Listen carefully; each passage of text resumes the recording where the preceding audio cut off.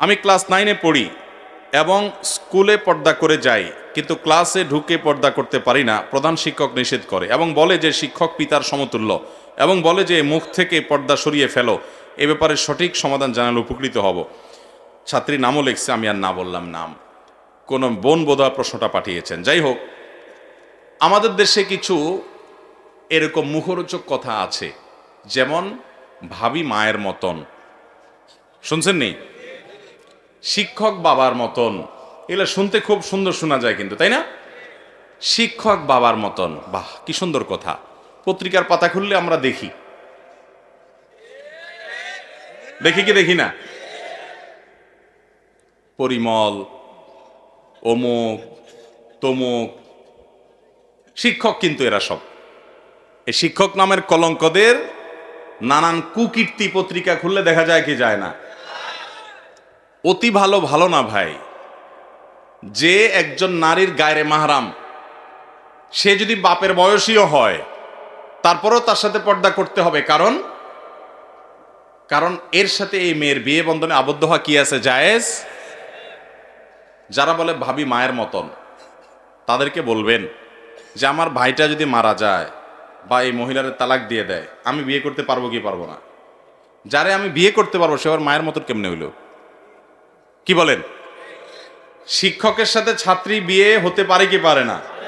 যার সাথে বিয়ে হতে পারে, সেই সম্ভাবনা আছে, সে আবার বাপের মতো কেমনে হইল? বাপের সাথে বিয়ে হতে পারে? তাহলে যার সাথে বিয়ে হতে পারে না তার সাথে তুলনা বাপের সাথে চলে, যার সাথে বিয়ে হতে পারে সে আবার বাপের মতো কেমনে হলো? অতএব এই সকল শয়তানি স্লোগান, এই সমস্ত শয়তানি মুখরোচক কথা শোনা যাবে। ইসলাম যেখানে পর্দার বিধান রেখেছে, দেখুন, বাবার সাথে, ভাইয়ের সাথে, সন্তানের সাথে, নিজের তাদের সাথে, চাচার সাথে, মামার সাথে পর্দা আছে শরীয়তে? তাদের সাথে কোনো পর্দার বিধান? আপন মামার সাথে, আপন চাচার সাথে, আপন ভাইয়ের সাথে, নিজের সন্তানের সাথে, নিজের বাবার সাথে একজন মেয়ের কি পর্দা করতে হয়? একজন ছেলে তার মায়ের সাথে, বোনের সাথে পর্দা করতে হয়? যেই জায়গায় রিস্ক নাই সেখানে ইসলাম বলছে পর্দা করার দরকার। এই জায়গাগুলোতে কি রিস্ক আছে? নাই। এগুলাতে দুর্ঘটনা আলহামদুলিল্লাহ সচরাচর ঘটনার কথা কল্পনাও করা যায় না। কিন্তু ইসলাম যে জায়গাতে পর্দা করতে বলেছে, যেমন কথার কথা, চাচাতো ভাইয়ের সাথে, খালাতো ভাইয়ের সাথে, মামাতো ভাইয়ের সাথে পর্দা করতে বলছে কি বলে না? এই জায়গাগুলোতে রিস্ক আছে না নাই? অঘটন ঘটে কি ঘটে না? ভাবির সাথে পর্দা করতে বলেছে দেবরকে, এখানে অঘটন ঘটে কি ঘটে না? শিক্ষকের সাথে পর্দা করতে হবে ছাত্রীর, কারণ তিনি গায়রে মাহরাম, তথাকথিত বাবার মতো না, তিনি স্বামীর মতো, কারণ তার সাথে বিয়ে বন্ধনে আবদ্ধ হওয়া কি আছে? জায়েজ। অতএব বয়স যাই হোক না কেন, তার সাথে ইসলাম পর্দা করতে, এখানে রিস্ক আছে না নাই? এই জন্য ইসলাম কি করতে বলছে? পর্দা করতে। এই পর্দাটা অযথা বলা হয় নাই, এটা নারীর সেফটির জন্য, নিরাপত্তার জন্য, সামাজিক স্থিতিশীলতার জন্য, শান্তির জন্য, অশান্তি দূর হওয়ার জন্য, নারীর প্রতি অবিচার, বৈষম্য, জুলুম, পাশবিক নির্যাতন, পুরুষকে তার চরিত্র হেফাজত করা, স্বাভাবিকভাবে সমাজের সব কিছু যেন ঠিকঠাক থাকে এবং অস্থির না হয়, সেজন্য ইসলাম পর্দার বিধান দিয়েছে। অতএব নিজের শিক্ষকের সাথেও কি করতে হবে? পর্দা করতে। একজন মানুষ যদি বাবার বয়সী হয়, তো নবী সাল্লাল্লাহু আলাইহি ওয়াসাল্লামের হাদিস তো আছে যে বড়কে সম্মান করে না সে আমার উম্মত না। তাকে আপনি সম্মান করেন, কিন্তু তাই বলে পর্দা খুলে না। যে শিক্ষা প্রতিষ্ঠান পর্দা করতে বাধা সৃষ্টি করে, সে শিক্ষা প্রতিষ্ঠানে পড়ারই দরকার নাই, জায়েজ নাই। এবং আমাদের সাংবিধানিক অধিকার, প্রতিটা মানুষ তার ধর্ম পালন করতে পারবে। সেই অনুযায়ী কোনো মেয়ে, কোনো ছেলে যদি তার দিন পালনে অসুবিধা তৈরি করার কোনো শিক্ষা প্রতিষ্ঠান, তাহলে সেই শিক্ষা প্রতিষ্ঠান সংবিধান লঙ্ঘন করছে। বিধায় সেই অজুহাত দিয়ে একজন মানুষ, একজন মুসলমান ইসলামের বিধিবিধান, আল্লাহর আদেশ নিষেধ পরিহার করবে না। আল্লাহ আমাদেরকে বোঝার তৌফিক দান করুন। ভূমিকম্পে মৃত্যুবরণ করলে কি শাহাদাতের মৃত্যু হবে? জি হ্যাঁ।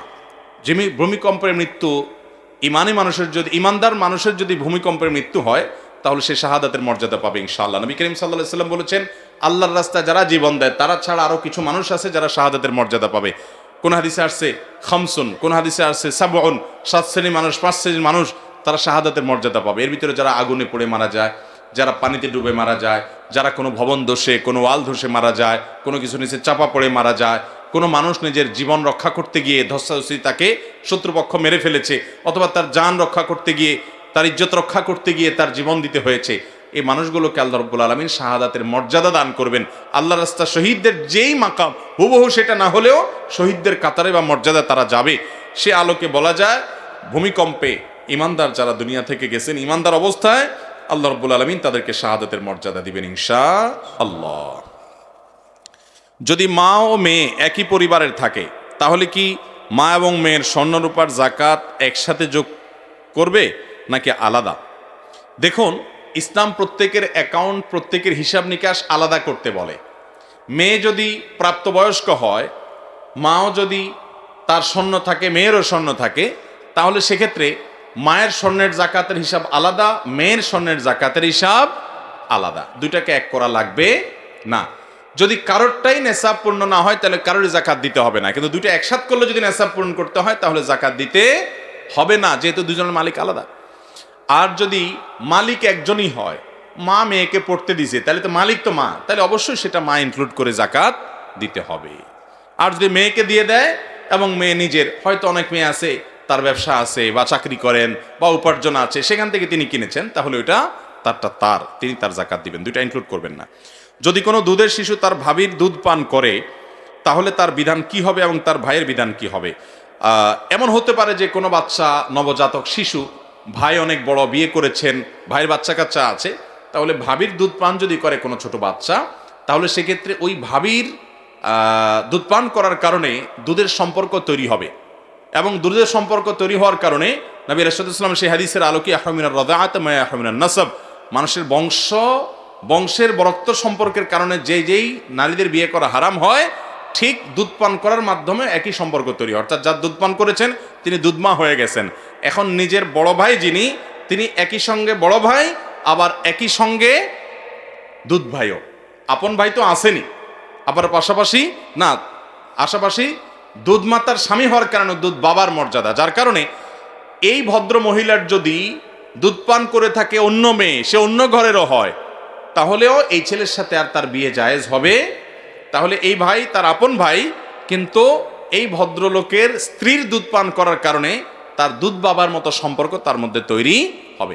এতে কোনো অসুবিধা নেই, কারণ ভাই তো এমনিই ভাই, ওই বাবার সম্পর্ক হলে যা হবে ভাই সম্পর্ক হলেও তাই হবে। যদি সে মেয়ে হয় তাহলে ভাই হিসাবেও দেখা দিতে পারতো, এখন দুধের সম্পর্ক হয়েছে সে কারণে তো দেখা দিতে আরো পারবে।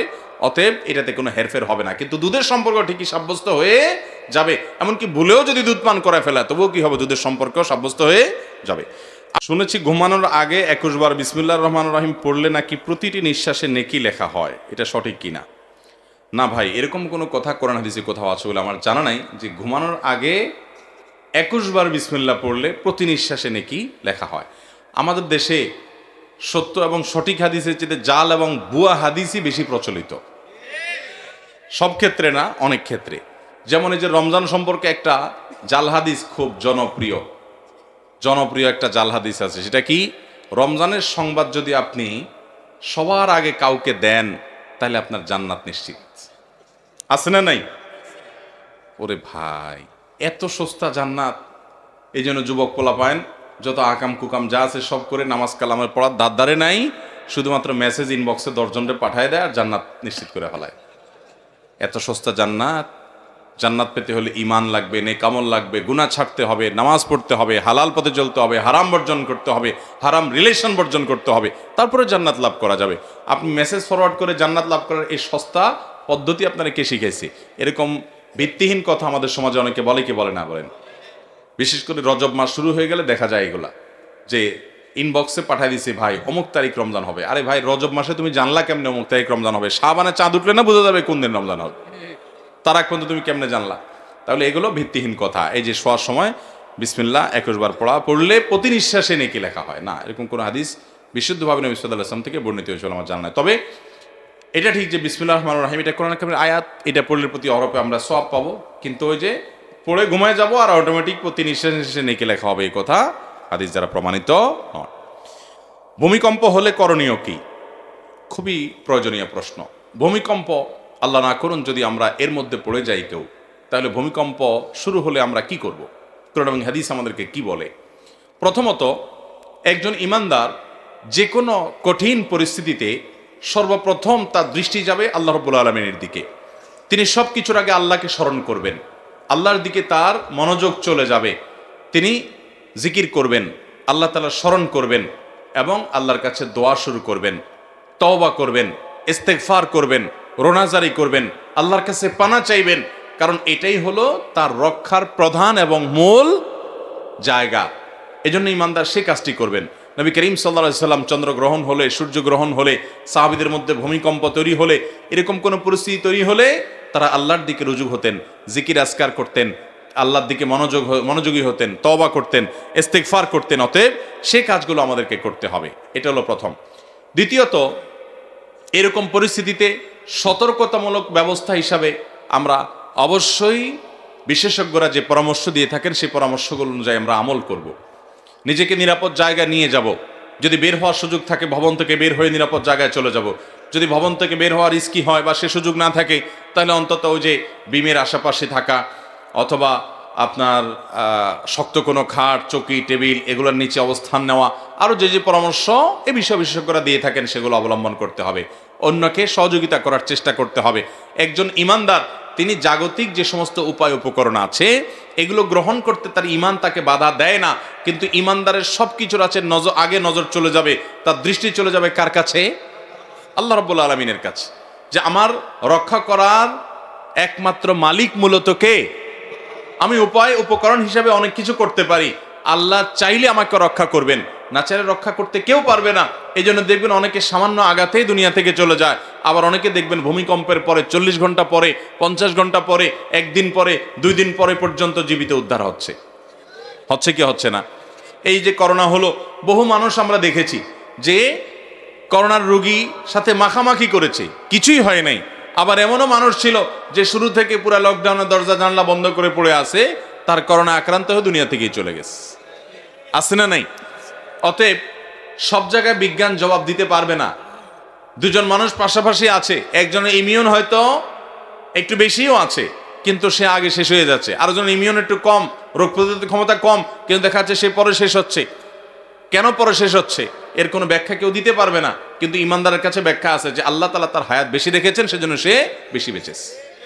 অতএব এরকম কোন আল্লাহ না করুন পরিস্থিতির মুখোমুখি যদি হয়, আজকে তুরস্কে যে ভূমিকম্প হয়েছে, এই ভূমিকম্প যদি আমাদের দেশে ঢাকা শহরে যদি হয়, আজকে তুরস্কে মানুষের লাশ সরাবার এবং অসুস্থ মানুষকে উদ্ধার করবার বা ভবনের নিচে পড়ে থাকা মানুষকে বের করে আনার মতো লোক তো কিছু আছে। আল্লাহ না করুন ঢাকা শহরে যদি এরকম পরিস্থিতি হয়, তাহলে উদ্ধার করার মতো মানুষ, লাশ দাফন করার মতো মানুষও পাওয়া যাবে না, কাঁদার মানুষও পাওয়া যাবে না।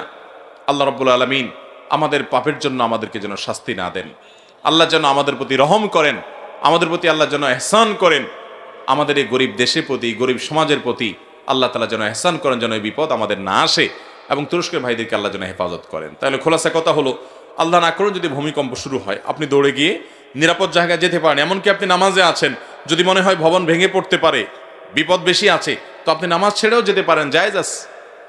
এটা নিষেধ না, হারাম না যে নামাজ ছাড়া যাবে না। জীবন যদি চলে যাওয়ার আশঙ্কা হয় তাহলে নামাজ ছেড়ে আপনি বাহিরে গিয়ে পরে আপনি নামাজটা পড়ে দিবেন, সেই সুযোগ ইসলামে আছে, কারণ জীবন রক্ষা করার নির্দেশ আল্লাহ তাআলা আমাদেরকে দিয়েছেন। সেই চেষ্টা আমরা করব, কিন্তু ইমানদারের বিশ্বাস থাকবে যে আমার জীবন রক্ষা করার একমাত্র মালিকই হলেন আল্লাহ তাআলা, বাকি সব উপায় উপকরণ মাধ্যম এগুলো আমি ব্যবহার করার আছে করব, কিন্তু কর্ণওয়ালা জাত মূলত কে? অতএব ইমানদারের বিশ্বাস হবে সেটি। এই জন্য ভূমিকম্প শুরু হলে ইস্তেগফার, দোয়া, জিকির, সাদাকা, তাসবিহ, সালাত, আল্লাহর দিকে মনোনিবেশ করা, আল্লাহর কাছে আল্লাহর কথা স্মরণ করা এবং আল্লাহর কাছে পানা চাওয়া, এটা হবে ইমানদারের কাজ। কারণ এটা আয়াতুম মিন আয়াতিল্লাহ, আল্লাহর কুদরত সমূহের মধ্যে থেকে একটি। কিয়ামতের আগে ভূমিকম্প হবে, সেই ভূমিকম্প এই ভূমিকম্পের মতো না। আজকে এই ভূমিকম্প গোটা পৃথিবীর মানুষকে স্তব্ধ করে দিয়েছে, কিন্তু কিয়ামতের আগে যে ভূমিকম্প হবে, আল্লাহ তাআলা বলেছেন যে ইন্না জালজালাতাস সাআতি শাইউন আযীম, কিয়ামতের আগের যে ভূমিকম্প হবে সেটা হবে বিশাল ব্যাপার। তার বিশালত্ব এবং তার ভয়াবহতা কোন পর্যায়ে থাকবে, তার জটিলতা কোন পরিস্থিতি মানুষকে নিয়ে যাবে, এবং সে সম্পর্কে আল্লাহ রাব্বুল আলামিন কোরআনে কারীমে বলেছেন ইয়াউমা তারাউনাহা তাযহালু কুল্লু মুরদিআতিন আম্মা আরদাআত, সেদিন মা তার দুগ্ধপোষ্য শিশুকে দুধ দানকারিণী মা ভুলে যাবেন, দুধ পান করছে, সন্তানের কথা ভুলে যাবেন পরিস্থিতি দেখে, ভয়াবহতা দেখে। ওয়াতাদা কুল্লু যাতি হামলিন হামলাহা, গর্ভধারণকারীর মার গর্ভ খালাস হয়ে যাবে, তিনি টেরও পাবেন না ভয়াবহতা দেখে। ওয়াতারান নাসা সুকারা, এবং দেখবে পৃথিবীর মানুষ মাতালের মতো, পাগলের মতো ছটফট করে ছুটে বেড়াচ্ছে এদিক সেদিক, দিক বিদিক। ওমা হুম বিসুকারা, কিন্তু তারা প্রকৃত অর্থে কেউ মাতাল নয়। ওয়ালাকিন্না আযাবাল্লাহি শাদীদ, কিন্তু আল্লাহর পাকড়াও বড় কঠোর এবং বড় কঠিন। আজকে পৃথিবীর সামান্য একটা জায়গায় ভূমিকম্প হওয়ার পর পৃথিবীবাসী নিস্তব্ধ হয়ে গেছে, পৃথিবীবাসী অবাক হয়ে গেছে এবং বিস্মিত হয়ে গেছে যে এইভাবে একের পর এক ভবন ধ্বংস হয়ে সব শেষ হয়ে যাচ্ছে। কিয়ামতের আগে ভাইরা আমার, গোটা সৃষ্টি জগৎ ইসরাফিলের সিংহা ফুৎকার দেওয়ার পর এইভাবে সব শেষ হয়ে যাবে। ইদা জুলজিলাতিল আরদু জিলজালাহা ওয়া আখরাজাতিল আরদু আথকালাহা, যখন সেই ভূমিকম্প হবে গোটা পৃথিবী ফেটে চৌচির হয়ে মাটির ভেতরকার সব বের হয়ে আসবে। অতএব সেই ভয়াবহতম দিনে আল্লাহ রাব্বুল আলামিন আমাদেরকে যেন ফিতনা থেকে হেফাজতে রাখেন। অতএব ইমানদার যে কোনো পরিস্থিতিতে আল্লাহর দিকে মনোনিবেশ করবে, আল্লাহর কথা স্মরণ করবে, আল্লাহই তার মূল রক্ষাকারী। এরকম পরিস্থিতিতে আমরা সেই জিকির, সাদাকা, সালাত, দোয়া, ইস্তেগফার, তওবা এগুলোর ভিতরে মাশগুল থাকবো। নবী সাল্লাল্লাহু আলাইহি সাল্লাম চন্দ্রগ্রহণ, সূর্যগ্রহণ ইত্যাদি হলেও তিনি আমলই করতেন। আজকাল তো চন্দ্রগ্রহণ, সূর্যগ্রহণকে আমাদের যুবকরা এনজয় করে, বিভিন্ন ডিভাইস নিয়ে দেখে উপরে যায়, ঠিক না বে ঠিক? তথ্য প্রযুক্তির উন্নতি মানুষকে আল্লাহ থেকে অনেক সময় দূরে সরিয়ে নিয়ে যায়। আজ সামুদ জাতির ইতিহাস পড়াশোনা করেন, তাদের ধ্বংসাবশেষ এখনো সৌদি আরবের মাদায়েন সালেহে আছে, জর্ডানের পেট্রাতে, অন্যান্য জায়গাতে আপনার বহু আল্লাহর অবাধ্যদের তাদের ধ্বংস হওয়ার সেই জায়গাগুলো আল্লাহ এখনো রেখে দিয়েছেন।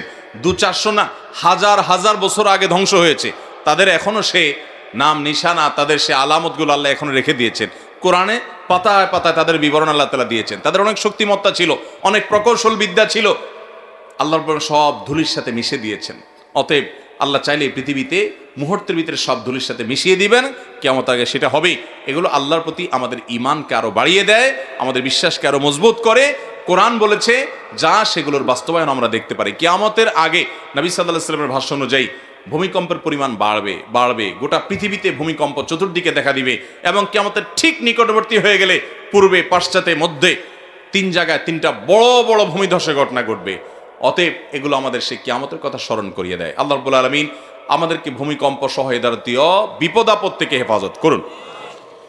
এরপরে প্রশ্ন হলো, আমার একটা ছোট ভাগিনা মারা গেছে, তার বয়স 6 বছর 10 মাস, এখনো তো তার বয়স 7 বছর পূর্ণ হয় নাই, এখন কি ওর কোনো কবরের আযাব বা সওয়াল জবাব হবে? না, ছোট বাচ্চা, তার ব্যাপারে যদিও ওলামা ইকরামের নানা রকমের মত পার্থক্য আছে, কিন্তু ইমানদারের বাচ্চা ওই ব্যাপারে কোনো মত পার্থক্য নাই ইনশাআল্লাহ বিইذনিল্লাহ, যে তার কবরে কোনো আযাব হবে না এবং সে আযাবের মুখোমুখি হবে না, কারণ তার কোনো হিসাবের খাতাই আল্লাহ তাআলা এখনো খোলেন নাই। আমরা জানি দিন পালনের জন্য একজন ভালো আলেমের সোহবত প্রয়োজন।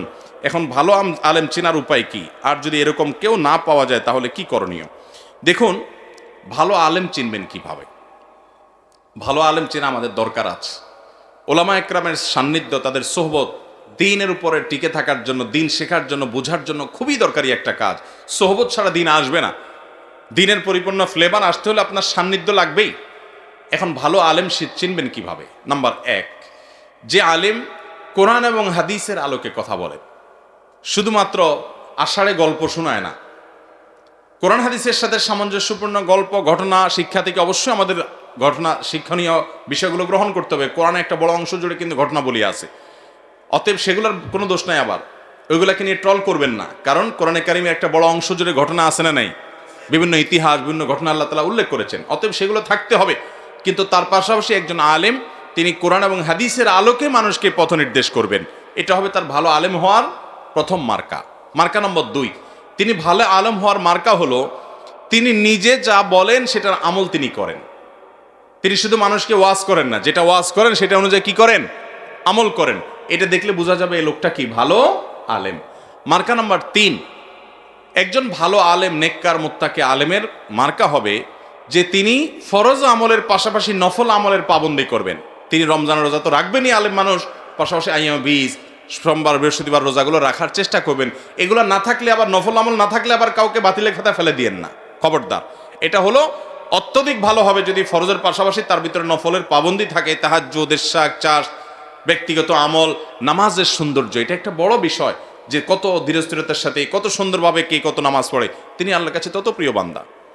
আর ভালো আলেম এর আরেকটা বড় মার্কা হলো যে দুনিয়ার মোহ নাই, দুনিয়ার মোহ নাই, দুনিয়ার প্রতি আসক্তি নেই। দুনিয়া বাঁচার দরকার আছে দুনিয়াতে টিকে থাকতে হলে, কিন্তু দুনিয়ার প্রতি পাগলামি মাতলামো বা নেশা নাই।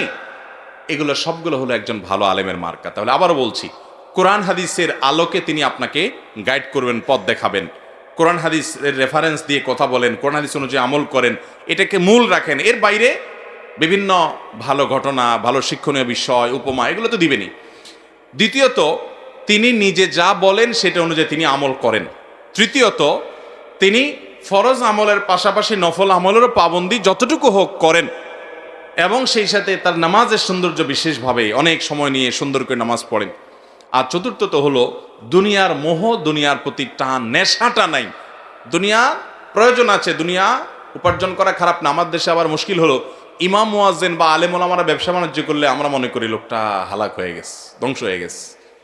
অথচ সাহাবীরা বেশিরভাগই প্রায় সবাই কি করতেন? ব্যবসা বাণিজ্য টুকটাক করতেন। আপনি ভারতে যান, দারুল দেওবন্দের উস্তাদদেরকে দেখেন, বেশিরভাগই দেখবেন কোনো না কোনো ব্যবসা বাণিজ্যের সাথে জড়িত আছেন। আপনি মক্কা মদিনা যান, হারামাইনের ইমামরা, এমন ইমাম মুয়াজ্জিন একজনও পাবেন কিনা আমার সন্দেহ, যার কোনো না কোনো চাকুরি বা ব্যবসা বাণিজ্য কিছু একটা নাই। গোটা সৌদি আরবে একই দশা। শুধু আমাদের দেশে হুজুররা কিছু করলেই তাদের অবস্থা খারাপ। হুজুররা করলেও দোষ, না করলেও দোষ। কিছু না করলে দোষ হলো যে হুজুররা শুধু পরেরটা খায়, কিচ্ছু করে খায় না। আর করতে গেলে বলে হুজুর মানুষ, শুধু টাকার পিছনে ঘুরে। বেচারা হুজুররা দাওয়াতে যদি টাইম মতো চলে আসে, বলে যে দেখছো খানা হইলে হুজুররা আর দেরি করে না, একবারে টাইম মতো হাজির। আর যদি একটু দেরি করে যায় তো বলে হুজুরের কোনো টাইম জ্ঞান নাই। তো হুজুরদের প্রতিটা কথা কথা দোষ ধরার মতো লোক এদেশে প্রচুর আছে। এই দেশে দুই শ্রেণী মানুষের উপরে সবচেয়ে বেশি ফতোয়াবাজি চলে, অর্থাৎ ফতোয়ার নামে ভুলভাল ফতোয়া দেওয়া চলে। তার একটা হলো মহিলারা, তাদের উপরে ফতোয়াবাজি খুব বেশি চলে। আর একটা হলো ইমাম সাহেব। আমি মিরপুরে এক মসজিদে ইমামতি করতাম, তো আমার এক মুসল্লি বলতো, হুজুর আপনার সব ভালো লাগে, কিন্তু আপনার হাঁটাটা আমার কাছে ভালো লাগে না। একটা ব্যক্তিত্বপূর্ণ হাঁটা হাঁটবেন কি আপনি? নাইছে নাইছে হাঁটেন, হাঁটার কোনো সৌন্দর্য নাই। তো আমি ভদ্র করে বললাম, আপনি কি আমাকে বিয়ে টিয়ে করার প্ল্যান করছেন? আমার হাঁটা দিয়ে আপনি কি করবেন? আপনি যারা বিয়ে করবেন সে মেয়ের হাঁটা পছন্দ হয় না, ঠিক আছে, এটা আপনি বললে এটা খাটে। আমার হাঁটা দিয়ে আপনি কি করবেন? আপনি আমার কথায় না শুনবেন। তো আমাদের দেশে মানুষ ইমাম সাহেবদের দোষ ধরার জন্য আর জিনিস খুঁজা পায় না। আল্লাহ তাআলা আমাদেরকে হেদায়েত দান করুন। ইমাম সাহেবদেরকে ইজ্জত করতে হবে, সম্মান করতে হবে। ওনারা আপনাদের ইমাম বা নেতা, তাদের সাথে চাকর সুলভ আচরণ করা যাবে। আল্লাহ তাআলা আমাদের সবাইকে তৌফিক দান করুন। ভাইরা আমার, আর আমি প্রশ্ন উত্তরে যাচ্ছি না, কারণ হলো রাত কম হয়ে নাই। আমাদেরকে ইনশাআল্লাহ বিদিনিল্লাহ আবার ফজরের সালাত আদায় করতে হবে। আমরা ইনশাআল্লাহ ফজরের সালাত আদায় করব। আর বাকি প্রশ্ন যেগুলো আছে আপনাদের অনেকের প্রশ্ন উত্তর দিতে পারি নাই, আমি নিয়ে নিচ্ছি প্রশ্নগুলো। এগুলো ইনশাআল্লাহ আগামীকালকে টুমচর মাদ্রাসার মাহফিল এবং ফেনীতে মাহফিল আছে, আমরা ইনশাআল্লাহ সমস্ত মাহফিলে আপনাদের প্রশ্নগুলো উত্তর দেওয়ার চেষ্টা করব। আমরা যে সমস্ত কথা জানলাম, শুনলাম, আল্লাহ তাআলা আমাদের সবাইকে আমল করার তৌফিক দান করুন। ভাইরা আমার, যায়েন না, একটু বসেন, বসেন, মজলিস শেষ হয় না তো, একটু বসেন, একটু বসেন, একটু বসেন, একটু বসেন। ভাই পুরস্কার নিয়ে যাবেন না? পুরস্কার তো বসেন, বসেন।